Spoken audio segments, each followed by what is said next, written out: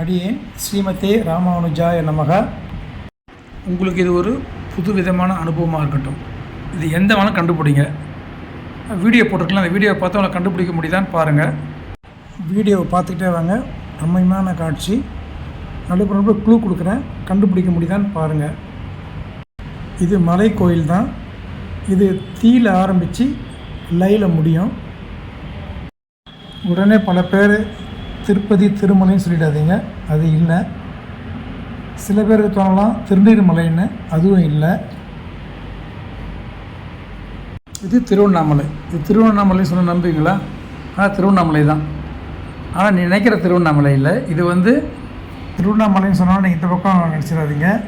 இது அந்த பக்கம் தெற்கு பக்கம் இருக்கிற ஸ்ரீவில்லிபுத்தூர், மதுரைக்கு இருக்கிற ஸ்ரீவில்லிபுத்தூர் இருக்கு இல்லையா, அந்த ஸ்ரீவில்லிபுத்தூரில் இருக்கிற ஒரு திருவண்ணாமலை. இங்கே ஸ்ரீனிவாச பெருமாள் இருக்கார். ரொம்ப அருமையான ஒரு ரம்மியமான ஒரு கோவில். சின்ன மலை தான், 240 படிக்கட்டு தான். ரொம்ப ஈஸியாக ஏறுற மாதிரி தான் இருக்குது. அப்படியே திருப்பதி பெருமாள் மாதிரியே இருக்கார். நம்ம அவர் கிட்ட போய் சேவிக்க முடியாது, ஆனால் இவர் ரொம்ப பக்கத்தில் போய் சேவிக்கலாம். ரொம்ப அற்புதமான சேவை கிடைக்குது. அனைவரும் போய் சேவிக்க வேண்டிய ஒரு அற்புதமான கோவில். நம் கண்ணுக்கு விருந்து. அவளை சுற்றியுள்ள வளம் நிறைந்த மலை பிரதேசம். நம் நெஞ்சுக்கு மருந்து. அவன் ஸ்பரிச உணர்வோடு அவனை அருகிருந்து சேவிக்கும் பாக்கியம். நம் வாழ்வுக்கு வளம் தருவது அவனது அருட்பார்வை. நம் வாழ்வில் வளம் பெற அனைவரும் கண்டிப்பாக போய் சேவிப்போம். ஸ்ரீமதே ராமானுஜாய நமக.